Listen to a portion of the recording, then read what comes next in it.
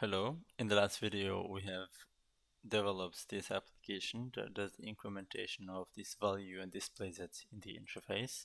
In this video we are going to upgrade this application and make an actual calculator that does the sum of numbers that are entered by the user. For example, user can enter as many numbers as he wants and the application would calculate the sum of these numbers. So to upgrade this application, let's go to our application that we have developed, go to main activity, and first thing would be to group elements to facilitate the design of the interface. For the grouping, let's click on layouts and go with a horizontal layout, linear layout, add it here. And we are going to change some properties, click on split. For the linear layout, for the width, it should be match parent, and for the height, let's give it 100 dp. And let's add some constraints to the top and to the sides. And then let's drag and drop this text view and the button inside this linear layout. So let's do this. Now that we have them inside of the linear layout, you can see them here. Let's remove the margin chop from here. Rename the button name, instead of increment is going to be clear. So let's click on this, change it to clear, and here right click and then refactor, rename, and change it to clear. This refactoring does the change in any place where this element is referenced. So basically it changes it in the strings.xml and changes also in activity.xml. So refactor, and you can see that the change is applied here automatically. Now that we have our elements, let's stretch this text view to take the rest of the width that is left by the button. So to do that, we are going to change the width here to 0 and add a weight to 1. This means that any space that is left out by this button will be taken by the text view. So for example, I'm going to change this to a random text like this. So the text view will take any space that is left by this button here. So let's put the value pack. And for some styling, I'm going to add a padding at the constraint layout level, so 10 dp, and another one, I'm going to just copy it here and paste it in the linear layout. Also, I'm going to center these elements here to be in the center of the constraint layout. So here I'm going to add gravity center. This will align these elements here. And at the bottom, I'm going to add a new table layout. So I'm gonna drop it here. So we have our table layout here. I'm going to change the constraints so that it's after these elements and start from scratch, from the bottom, sorry. Click on this here to change the constraints so that it matches the rest of the view. Add the left and right constraints, gonna make them 0. And now we are going to fill out these rows that you see here. So each row would basically contain 3 buttons from 1 through 9 and the plus, 0 and equals button. Let's drag a button here and drop it here. First, second, third. Then do the same for the rest of the rows. So 1, 2, 3. And again, next row, 1, 2, and 3. And for the last row, 1, 2, and 3. Let's center these rows here to display them in the center. So let's do that with gravity center. Oh, sorry, this should be done on the table layer. And then we want to stretch these buttons so that each button takes a third of each row. To do that, in the table layout, we add stretch columns and star. Now that we have all our buttons stretched, let's rename the values. So let's click on the first one. This is number 1, 2, 3, 4, 5, 6, 7, 8, 9. This is plus, this is 0, and this is equals.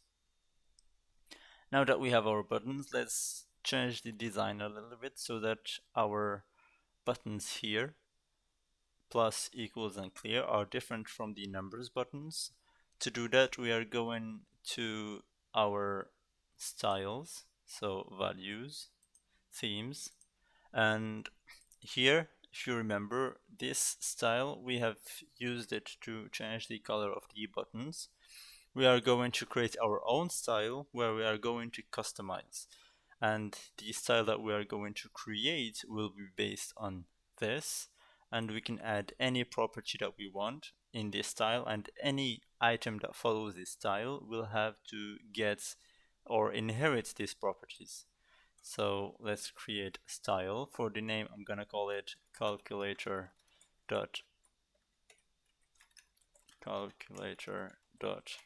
buttons dot operations, and the parent would be this. The parent property basically means that any property or any item that is in here would be inherited by this style. So if we have color primary here, it's going to be inherited here. It's like we have it in here.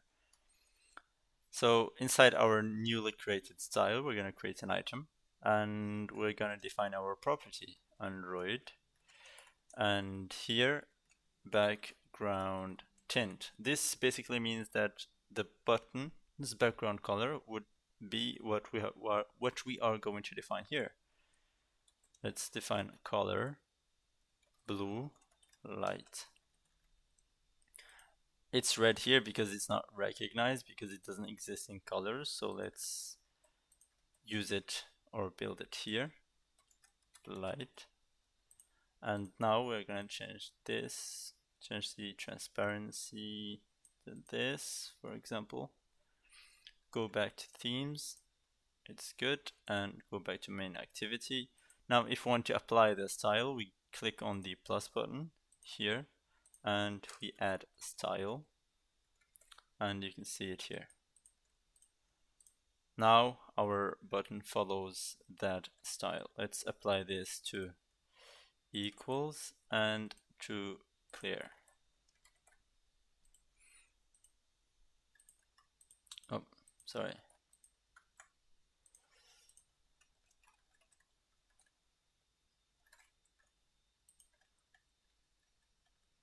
I'm going to reset that. I think I've copied the wrong element.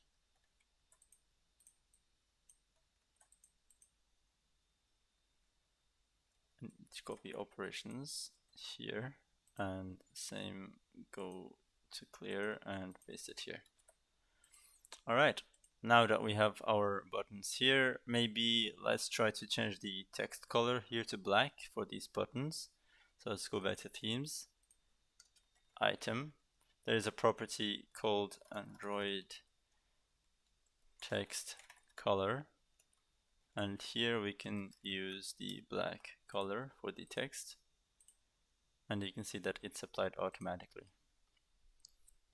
Alright, now that we have our buttons set, let's define everything in our logic or in Java class and move on from there. So here in our main activity, let's create a private button.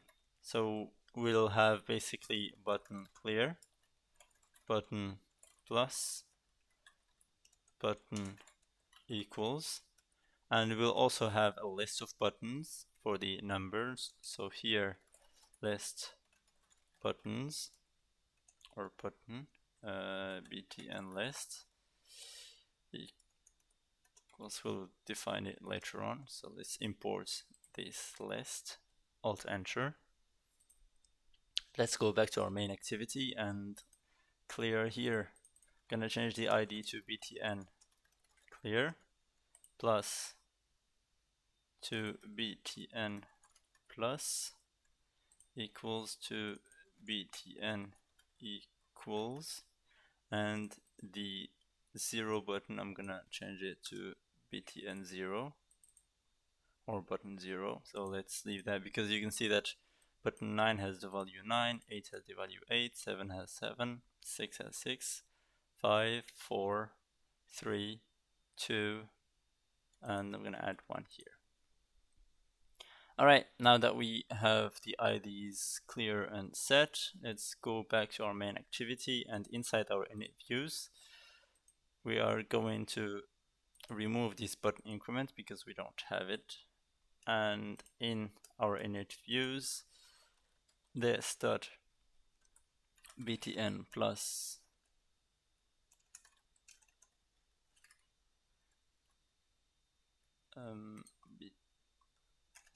btn plus equals find view by id r dot id dot plus, and this dot btn equals find by id dot equals, and this dot btn clear find view by id dot clear, and we're gonna have to define this list. So this dot btn list equals new array list, and we're gonna fill this list. So basically the idea here is to have a list where the element 0 contains the button 0 and the element 1 contains the button 1. To do this, we're going to have to fill the list in the order that we need, and the order here is this dot btn list equals to or dot add, and here we're going to define the button, and to define it we use find view by id r dot id dot button, it's button 0. So here the first item of the list is button 0, the second will be button 1, the third is 2, and so on, 4, 5, 6, 7, 8, 9. Basically what I was doing now is just clicking on Control D to duplicate the line and change this property. So here in our list, if we do this dot button list dot get item of 0, it's going to give us the button 0, which is going to be used later on to facilitate accessing the buttons or reading any click events from these buttons. So here I'm gonna remove this because we don't use the button increment anymore, and on the click listeners we're gonna change this logic that we have here. Basically what we are going to do now is to change the value that is displayed in the text view. So we don't need any more this displayed value, so let's remove it. And in the click listeners we are going to start with this dot btn clear. This button should clear the text view so that we don't have anything that is displayed there. So set on click listener v, and here this dot text or tv value dot set text, and we're gonna get an empty string. This would basically set the text view to an empty value or an empty string when we click on this button. Then we are going to define the logic for btn plus set on click listener, and here, so for the plus button we don't want we will add basically the plus. So what we are going to do is this dot tv value dot append, and we're gonna add this. but we don't want to add this even if the user did not enter anything, or we don't want to add a lot of plus buttons, because let's run this application if we want to see the current results. This would be much easier for you to visualize what's going on. So let's close this.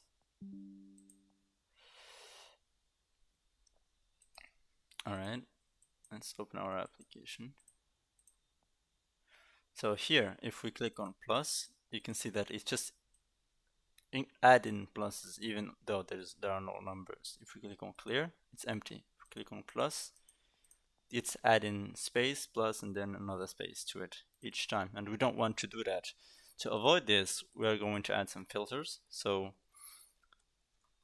string value, and we're going to get the value first, so this.tv value.get text.toString, and then we're going to check if value.length equals to 0. If there is nothing, we're going to return, so we're going to exit. Then we're going to do a condition if value.get or char at the position, which is going to be the last character. So let's get the last character here. Value dot get or dot length minus 1. So if the last element is a space, then we are going to return, because if the last value is a space, that means that the user already clicked on plus. If those conditions are not met, then we can add the plus to our text view. So let's apply these changes to our application to see the results. So here plus or clear plus. So the user, if the user clicks on plus without adding any element, it doesn't get displayed to the interface, which is good. And let's rerun our application.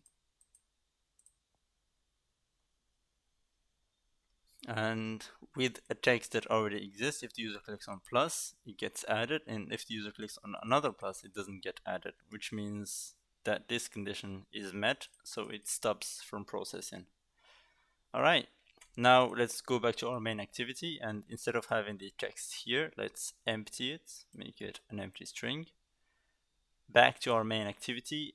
Now we are going to define the logic of the buttons being clicked that we have added in the list here. So basically what we are going to do is for I, there's a shortcut for this in Android Studio. Press on tab. We have here this.btn list.size to loop through all the elements of the list, and this.btn list dot get the item at the position I, set on click listener, and here what we are going to do is this.tv value dot append, and here we are going to add string dot value of I. So here in our context, the button that is in the index I has the value I in it. So that's what we are going to append here. So to make this a little bit better, to avoid this error here, because it's a lambda function, we're going to make a final integer I final equals to I, and we're going to use this variable here. All right, now that we have this, let's run our application to see the results. So now if we click on plus, there is nothing. If we click on 1 and plus, it's displayed once, and if we click on 2 and plus, and we can add a lot of numbers like this, so that looks good. If we click on equals, it's not going to do anything because we did not define the logic yet, but if we click on clear, it's going to disappear.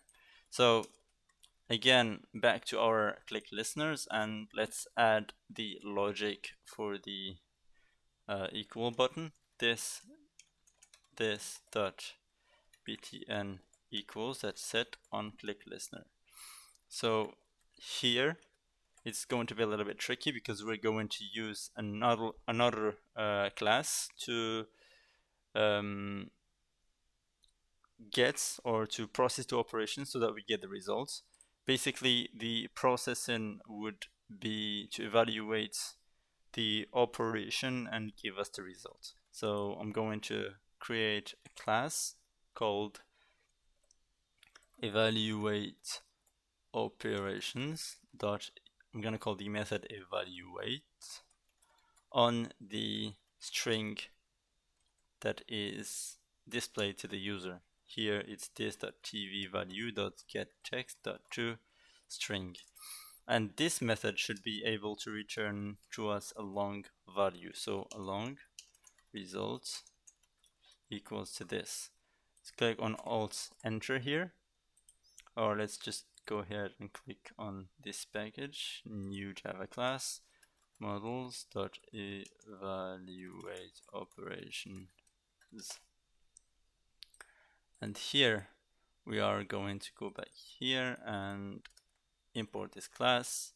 Then we have the error here in this function because it's not there. So let's create a method and value text value. So basically here the text value is basically a list of operations like 2 plus 21 or 43 plus 21, and there is a space. Basically what we're going to do is we're going to split this text value on these elements that would give us only the numbers, and then we can sum these numbers. Let's do that by creating a list of strings. So list equals to txt value dot split, and here we're going to split on plus. This would return to us a list of numbers. In this case it's 3, 43 and 21, and then we can sum up those values. So long results equals to 0, and for string e in this list we are going to add results plus equals and long dot parse long from this string. Once we have that, we are going to return the results. Go back to main activity. Once we have our result, we should display that result to our text view. So this dot tv value dot set text string that value of that specific result that we have.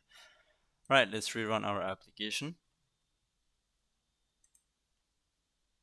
And here we have our application running. Let's try 14 plus 6 equals, and you can see it's 20.